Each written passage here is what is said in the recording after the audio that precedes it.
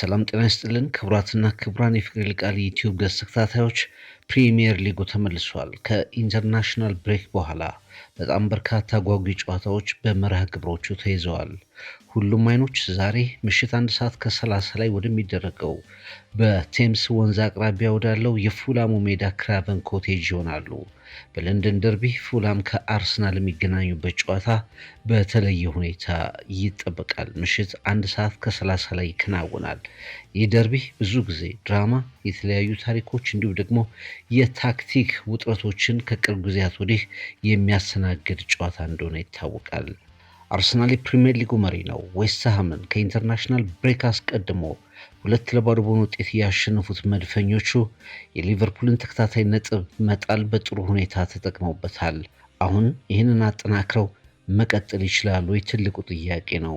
በሁሉም ውድድሮች መድፈኞቹ 4 ተከታታይ ጨዋታዎችን ማሸነፍ ችለዋል። በዚህ ሲዝን ሚኬል አርቴታና የመድፉ ውጤቶች በከፍተኛ ሁኔታ የሚጠበቁት ለሻምፒዮንነት እንደሆነ ይታወቃል። ከዚህ አንጻር እያንዳንዱን ጨዋታ ማሸነፍ በከፍተኛ ትኩረት ውስጥ ሆነው ነገሮችን መከወን ትልቁ የሚጠበቅባቸው ጉዳይ ይሆናል። አርሰናል በመከላከል፣ አርሰናል በአማካይ ቦታ፣ አርሰናል በኦፌንሲቭ አጫወት በማጥቃት እንቅስቃሴ ላይ በከፍተኛ ሁኔታ እንደተሻሻለ ብዙ እየተነገረበት የሚገኝ ሲዝን ነው። ከኋላ የተከላካይ መስመሩ የበለጠ መዋሃድ፣ የበለጠ መታወቅ እንዲሁም ደግሞ አማራጮቹን ይዞ ሲገኝ የማጥቃት እንቅስቃሴው የማይተነበይ እየሆነ መምጣቱ እየተገለጸ ይገኛል። እስካሁን ለአርሰናል 9 ተጫዋቾች የተለያዩ ጎሎችን አስቆጥረዋል። ይህም እንግዲህ የአርሰናልን አለመተንበይ፣ የአርሰናልን የአማራጭ ብዛት ዴብዝ እንዲሁም ደግሞ ዘንድሮ በቁርጠኝነት አንድ ነገር ለማሳየት ወደ ሰሜን ለንደን የሚፈልገውን ለማምጣት ከፍተኛ ትኩረት እያደረጉ መሆኑን የሚጠቁም እንቅስቃሴ ነው ማለት እንችላለን። በዚህ መነቃቃት፣ በዚህ ከፍተኛ ስሜት ውስጥ ሆነው መድፈኞቹ ወደ ክራቨን ኮቴጅ ወደ ፉላም ሜዳ ያቀናሉ። በእርግጥ በርስ በርስ ግንኙነታቸው አርሰናሎች ከፍተኛ የሆነ ብልጫ በታሪካዊ ግንኙነቶቻቸው ላይ ያሏቸው ቢሆንም ከቅርብ ጊዜያት ወዲህ ግን ወደ ክራቨን ኮቴጅ አቅንተው ያደርጓቸው ጨዋታዎች ላይ ትንሽ ስጋት የሚያሳዱ ውጤቶችን አስመዝግበው ተመልክተናል። ባለፉት 2 ጨዋታዎች ወደ ፉላም ሜዳ ወደ ክራቨን ኮቴጅ አቅንተው ማርኮስ ሲልቫ የሚመራውን ቡድን ማሸነፍ አልቻሉም መድፈኞቹ። በዚህኛው ሲዝን ግን ልክ እያንዳንዱን ጨዋታ ማሸነፍ ግዴታቸው እንደሆነ ሁሉ በፉላምም አንድ ነገር ያሳያሉ ተብሎ ይጠበቃል። መድፈኞቹ ሌላ የሚያሳስበው ነገር ፉላም ዘንድሮ በሜዳው ላይ ባደረጋቸው 3 ጨዋታዎች ከ9 ነጥቦች 7ቱን መሰብሰቡና ሜዳው ላይ የተሻለ ጥንካሬ ማሳየቱ ነው። ሊድስ ዩናይትድና ብሬንትፎርድን ሲያሸንፉ ከማንቸስተር ዩናይትድ ጋር አቻ ተለያይተዋል። ፉላም በፕሪሚየር ሊጉ የደረጃ ሰንጠረዥ ላይ 8 ነጥቦችን ብቻ በመያዝ 14ኛ ደረጃ ላይ ሲገኝ የሜዳ ላይ ውጤታቸው ግን በጣም ጥሩ ሊባል የሚችል ነው። ወደ ቡድኖቹ ተጫዋቾች ስንመጣ በአርሰናል በኩል ማርቲን ኦዴጋርድ ለ1 ወር ያህል በጉልበት ጉዳት ምክንያት ከእንቅስቃሴ ከአሰላለፍ ውጭ እንደሚሆን መረጋገጡ ይታወቃል። ከዛ አስቀድሞ እንግዲህ እንደ ካይ ሃቨርትዝ፣ ጋብሪኤል ሄሱስ፣ ኖኒ ማዱዌኬ አይነት ተጫዋቾች በአርሰናል በኩል በአሰላለፍ ውስጥ አይገቡም። ምናልባት ቤን ዋይት እና ፒየሮ ሄንካፒ ግን ወደ እንቅስቃሴ ተመልሷል። ከዛ ውጪ ማርቲን ዙቢሜንዲም እንደዚሁ ከመጠነኛ ጉዳት በኋላ ወደ ውድድሩ እንደሚመለስ ተረጋግጧል። በፉላም በኩል ደግሞ በርከት ያሉ ተጫዋቾች ጉዳት ላይ ይገኛሉ። ሳሳሉኪች፣ ሮድሪጎ ሙኒዝ፣ ኬኒ ቴት እነዚህ ሁሉ አይሰለፉም። ራውል ሄሚኔዝ፣ አንቶኒ ሮቢንሰን፣ ሳሙኤል ቺኩዌዜ ደግሞ አጠራጣሪ ተጫዋቾች ናቸው። እንግዲህ ማርኮ ሲልቫ በጣም ውስን አማራጮች እንዳሏቸው እየተነገረ ይገኛል። ይሄ ደግሞ ምናልባትም ለአርሰናል እንደ ትልቅ አድቫንቴጅ ተደርጎ እየተነሳ ይገኛል። የፉላም የጨዋታ አሰላለፍ 4-2-3-1 እንደሆነ ይታወቃል። ብዙ ጊዜ አርሰናልን ሲገጥሙ በጣም ጥብቅ ስፔስ የማይሰጥ ኮምፓክት የሆነ መከላከል ሲመርጡ እንመለከታለን። ወደኋላ አፈግፍገው መከላከል ላይ ትኩረት ሲያደርጉ እንመለከታለን።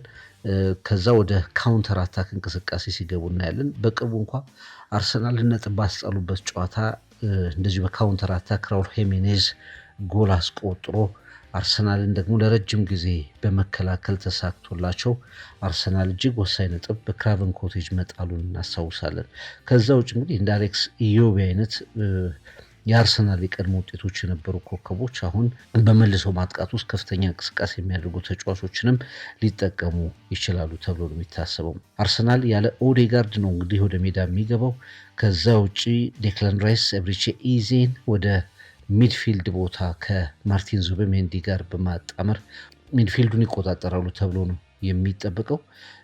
አርሰናል በቡካዮ ሳካ፣ ሊሳንድሮ ትሮሳርድ የፉላምን የመከላከል ቅርጽ ለማበላሸት የሜዳዎቹን ስፋቶች ዊድዞቹን ይጠቀማልም ተብሎ ይታሰባል። ሚኬል አርቴታ ከጨዋታው አስቀድሞ ሀሳቡን ሰጥቷል። ካለፈው ዓመት ተምረናል። ባለፈው ዓመት ሁሉንም ጨዋታ እንቅስቃሴ ተቆጣጥረን ነበር፣ ግን ውጤቱን መያዝ አልቻልንም። በውጤቱ ተሸንፈናል።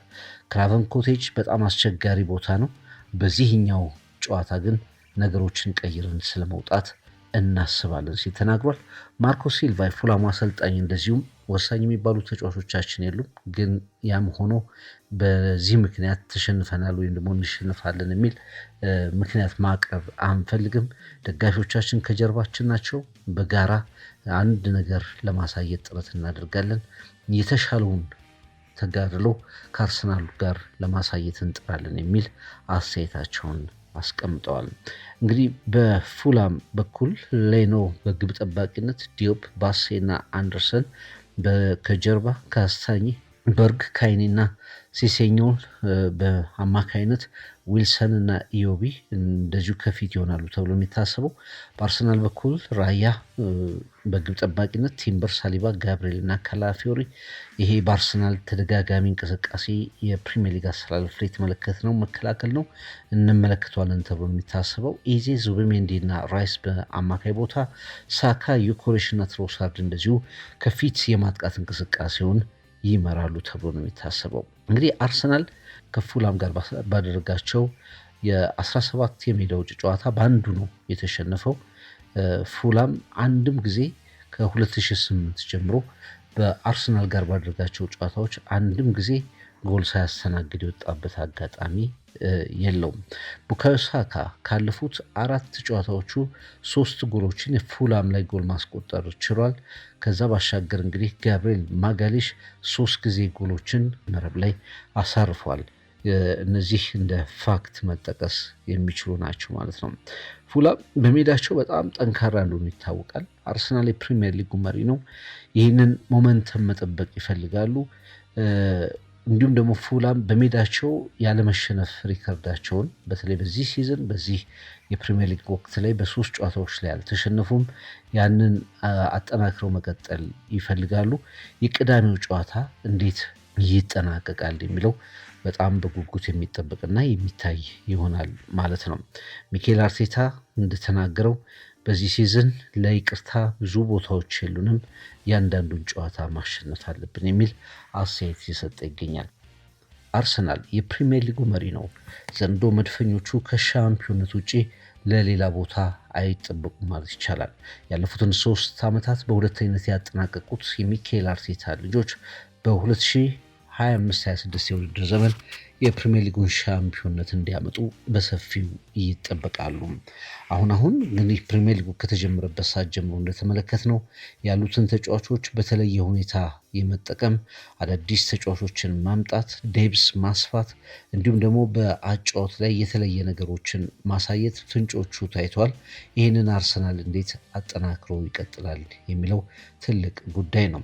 በተለይ ሊቨርፑል፣ ማንቸስተር ሲቲን የመሳሰሉ ክለቦች ከባድ የሚባሉ መርሃ ግብሮችን በሚያደርጉበት ወቅት በንጽጽር ቀለል ብሎ የሚመጡትን መርሃ ግብሮች ማሸነፍ ለአርሰናል በፕሪሚየር ሊጉ የመተንፈሻ ነጥብ እንዲያገኝ ያግዘዋል።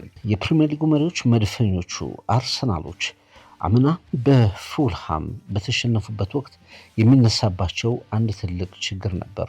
እሱም በተለይ ቡድኖች በሎው ብሎክ ሲጫወቱ ወይም ወደኋላ ፍግፍገው ሲጫወቱ ጎል የማስቆጠር አማራጭ የማግኘት እድልን በከፍተኛ ሁኔታ መፍጠር ሲያቅታቸው ተመልክተናል። ሚኬል አርቴታ እንዳለው በክራቨን ኮቴጅ አምና ሙሉ ጨዋታውን ተቆጣጥረን ነበር፣ ነገር ግን ውጤቱን መቆጣጠር አልቻልንም ነበር ብሏል። አርሰናል ጎል ማስቆጠር ላይ የነበረበት ክፍተት እንደ ክራቨን ኮቴጁን የፉላም አይነት ጨዋታ ወሳኝ ነጥቦች እንዲጥል አስገድዶት ነበር። የዘንድሮ የሚኬል አርቴታ ቡድን በተለያዩ ጨዋታዎች ላይ ያሳየው ነገር ምናልባትም አርሰናል ላይ ይታዩ የነበሩ የተለመዱ ችግሮችን ያሻሻለ ነው ብለን ማሰብ እንችላለን። አንዳንዶች ሚኬል አርቴታ በአርሰናል ታክቲካል ኢቮሉሽን እያሳየ ነው ብሎም እየተናገሩለት ይገኛሉ። እንግዲህ ከኢንተርናሽናል ብሬክ በኋላ አርሰናል ነገሮችን እንዴት ቀይሮ ይመጣል የሚለው በደጋፊዎቹ በጉጉት የሚጠበቅ ነገር ሆኗል። በተለይ ሊቨርፑል ዋና ተቀናቃኙ ሊቨርፑል ከበድ ያሉ መርሃ ግብሮችን የሚያደርግባቸው ተከታታይ አጋጣሚዎችን አርሰናሎች ተጠቅመው በፕሪሚየር ሊጉ የደረጃ ሰንጠረዥ ላይ መተንፈሻ ጊዜና ነጥብ ያገኛሉ ተብሎም ይታሰባል። የዘንድሮ አርሰናል እንግዲህ በተለያዩ ታክቲክ ቀያሪዎች የተጫዋቾች አጠቃቀሞች ላይ ያለው ጅማሮ ምናልባትም በተለያዩ ጨዋታዎች ላይ ውጤታማ ሊያደርገው ይችላል ተብሎ ይታሰባል።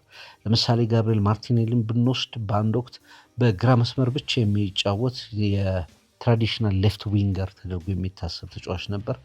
አሁን ግን በቅርብ ጨዋታዎች ላይ በተለያዩ ጨዋታዎች ላይ በቀይ መስመር ቡካዮ ሳካ በሚጫወትበት አንዳንዴም ደግሞ በሴንተር እንዲጫወት እየተደረገ ይገኛል።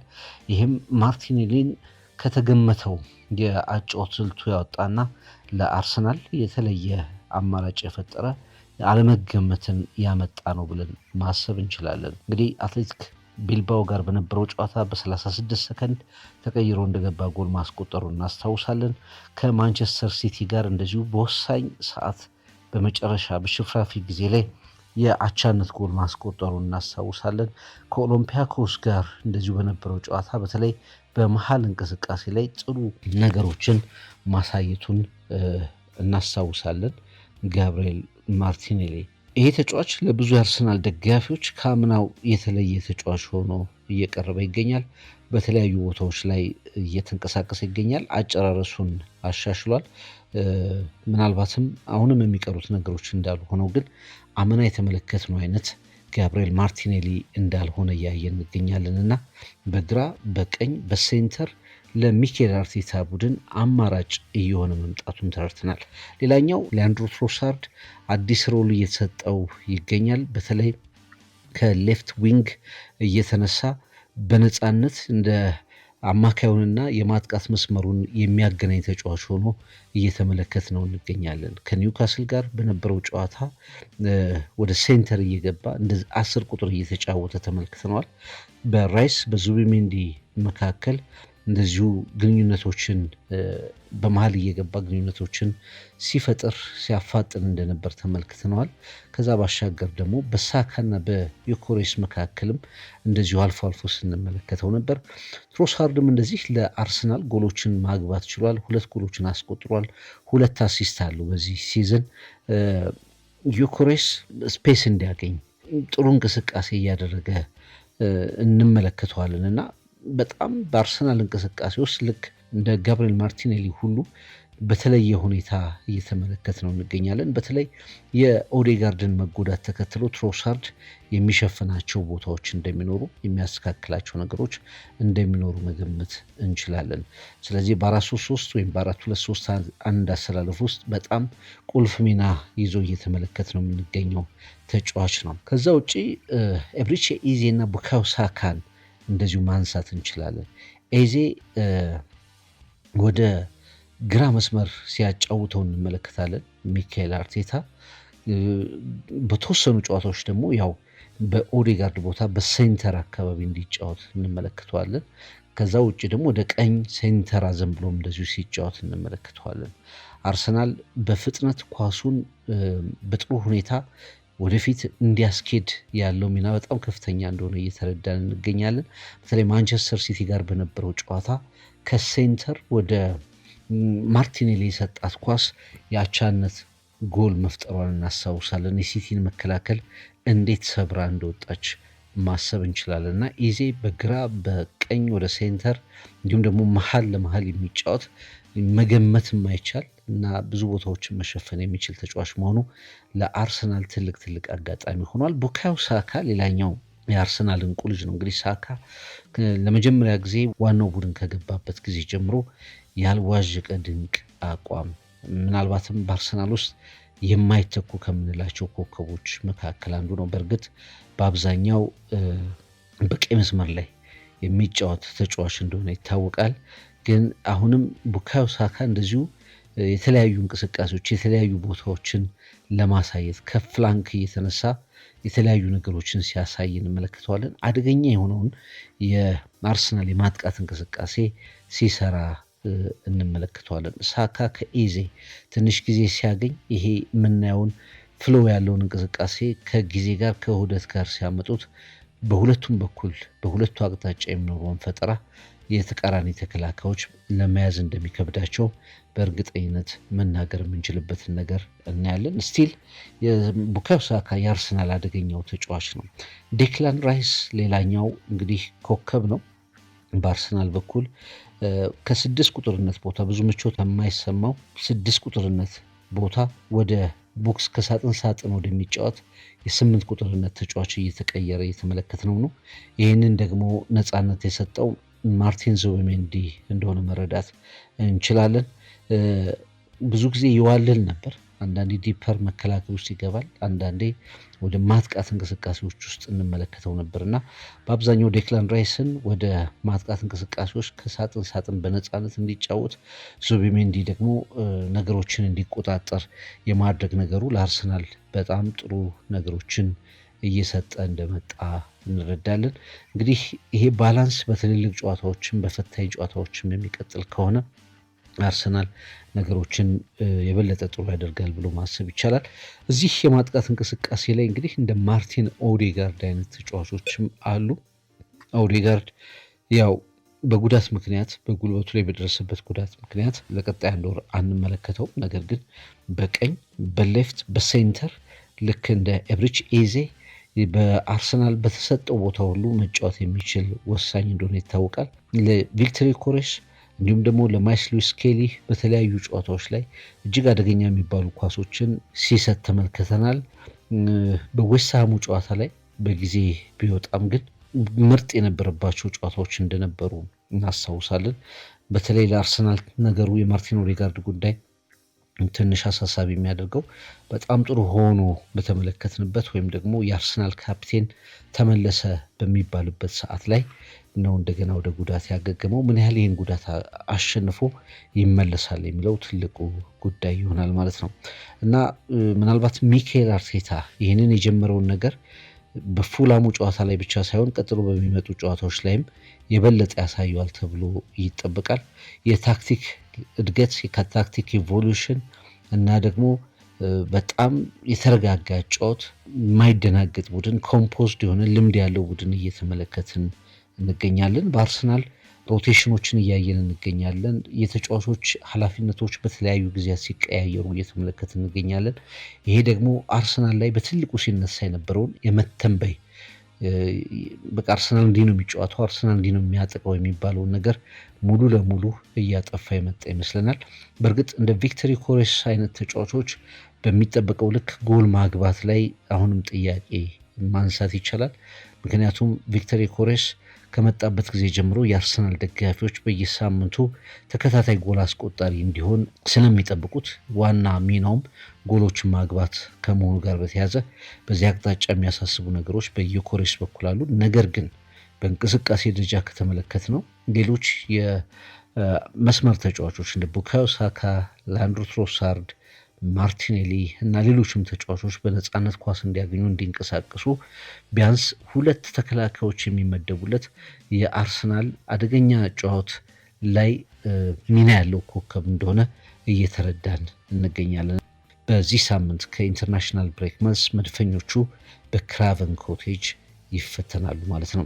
ፕሪሚየር ሊጉ ሲመለስ ሌሎች ጨዋታዎችም አሉ። ብራይተን ኤንድ ሆቭ አልቢዮን ከኒውካስል ዩናይትድ፣ በርንሌ ከሊድስ ዩናይትድ፣ ክሪስታል ፓላስ ከበርንሙስ እንዲሁም ሊቨርፑል ከማንቸስተር ዩናይትድ ብዙ የምንልበት ጨዋታ ነው። ብቻውን ነጥለን ብዙ የምንልበት ጨዋታ ነው። ነገ ምሽት የሚደረገውን ጨዋታ ማንቸስተር ሲቲ እንደዚሁ ከኤቨርተን፣ ኖቲንግሃም ፎረስት ከቼልሲ፣ ሰንደርላንድ ከወልቭስ፣ ቶተንሃም ቀን ላይ የሚደረግ ካስቶን ቪላ፣ ዌስትሃም ዩናይትድ ከብሬንትፎርድ እንደዚሁ ሌሎች ጨዋታዎች እንደሆኑ ይታወቃል። ማንቸስተር ሲቲ ከኤቨርተን እንግዲህ ማንቸስተር ሲቲ ያው በቀላሉ ይህን ጨዋታ ያሸንፋሉ ተብሎ የሚጠበቀው ዘንድሮ በጣም የተሻሻለውን የፔፕ ጓርዲዮላን ቡድን እየተመለከትን እንገኛለን። ሁልጊዜም ማንቸስተር ሲቲ ምንም እንኳ ደክሞ ቢሆን ከእንዲህ አይነት ተጋጣሚዎች ጋር ትልቁን ግምት ያገኛል። ጨዋታውን የበላይነት ወስዶ ያጠናቅቃል ተብሎ ነው የሚታሰበው። በተለይ በኢቲሃድ በሜዳው ከፍተኛ የማሸነፍ ሪከርድ ያለው ቡድን ከመሆኑ ጋር ተያይዞ ማለት ነው። እንግዲህ ኤርቪን ብሮት ሃላንድ ዘንድሮ በጣም በጥሩ ሁኔታ ላይ ይገኛል። ማንቸስተር ሲቲ በተወሰኑ ጨዋታዎች ቶትናምን ከመሳሰሉ ተጋጣሚዎች ጋር ያጋጠመውን መንገዳገድ ያሸነፈ ይመስላል። ግሪሊሽ ወደ ክለቡ ይመለሳል፣ ወደ ኢቲሃድ ይመለሳል። ኤቨርተን እንደዚሁ ዘንድሮ በወሳኝ ጨዋታዎች ላይ ባለቁ ሰዓት ጎሎችን እያስቆጠረ ነጥቦችን መሰብሰብ የቻለ ነው። ከሲቲ ጋር ግን ባለው ጨዋታ የፔፕ ጓርዲዮላ ቡድን በቀላሉ ያሸንፋል የሚል ግምት ተሰጥቶታል። ኤንዞ ማሬስካው ቼልሲ ወደ ፎረስት ሜዳ ወደ ሲቲ ግራውንድ ያቀናል። እንግዲህ የመጀመሪያም ጨዋታ ነው። በኢንተርናሽናል ብሬክ በኋላ የመጀመሪያው ጨዋታ ይሆናል ማለት ነው። በፎረስት በኩል ወሳኝ የሚባሉ ተጫዋቾች ጉዳት ላይ እንዳሉ ይታወቃል። ውጤትም ብዙ ጥሩ አይደለም። በአንጻሩ ቼልሲ ሊቨርፑልን ካሸነፈ በኋላ እንዴት ነው መነቃቃቱ? በተለይ ሊቨርፑልን በመጨረሻ በአለቀ ሰዓት በኤስቴቫኦ ጎል እጅ ካሰጠ በኋላ የማሬስካ ቡድን በወጥነት ነገሮችን እንዴት ይቀጥላል የሚል ጥያቄ ይዞ የሚያከናውነው ጨዋታ ነው ከፎረስት ጋር። ኖቲንግሃም ፎረስትን የያዙት አንድ ፖስቴኮግሉ ቀን እየተቆጠረላቸው ይገኛል። ይህን ጨዋታ የሚሸነፉ ከሆነ ምናልባትም የመሰናበቻው መንገድ ላይ የሚደርሱት አሰልጣኝ ይሆናሉ ማለት ነው። ብራይተን ከኒውካስል ዩናይትድ፣ ቶትናም ከአስቶን ቪላ፣ ማንቸስተር ዩናይትድ ከሊቨርፑል በተለይ አንፊልድ ሮድ ላይ የሚደረገው የቀዩ ትንቅንቅ ጨዋታ ዓለም ሁሉ በጉጉት የሚጠብቀው በከፍተኛ መነቃቃት የሚመለከተው ጨዋታ ነው። አርነ ስሎት ተከታታይ 3 ጨዋታዎችን ከተሸነፉ በኋላ አራተኛ ላለመድገም ከ38 ዓመት በኋላ የሊቨርፑልን መጥፎ ሪከርድ ላለመጋራት ላለመጻፍ የሚያደርጉት ትልቅ ጨዋታ ነው። በአንፊልድ ሮድ ምን አይነት ምላሽ ይሰጣሉ? በቼልሲ በጋላታሳራይ እንዲሁም ደግሞ በፓላስ ከተሸነፉ በኋላ ሊቨርፑሎች ምን መልስ አላቸው የሚለው የሚታይበት ነው። ማንቸስተር ዩናይትድ እንደዚሁ ሰንደርላንድን ካሸነፈ በኋላ 2-1 በሆነ ውጤት ማንቸስተር ዩናይትድ እንደዚሁ ሰንደርላንድን ካሸነፈ በኋላ በተከታታይ በአሞሪም መሪነት በተከታታይ 2 ጨዋታዎችን በማሸነፍ ኮንሲስተንት የሆነ ወጥ የሆነ ቡድን አለይ ለማለት መልእክት የሚያስተላልፍበት ጨዋታ ይሆናል። የሬድ ሪቨለሪ ቀዩ ትንቅንቅ ሊቨርፑል ከማንቸስተር በስፋት በዩቲዩብ ገጼ በዶክመንተሪ የምመለስበት ጉዳይ ይሆናል። በዛሬው ጨዋታ ላይ ግን ማን ድል ይቀነዋል? ግምታችሁን አስቀምጡልን። ሰብስክራይብ፣ ሼር፣ ላይክ በማድረግ ቤተሰብነታችንን አጠናክር። የቀዩን ትንቅንቅ ዶክመንተሪ በጥቂት ሰዓታት ውስጥ እንድትጠብቁ በአክብሮት ጋብዛለሁ። መልካም ቀን።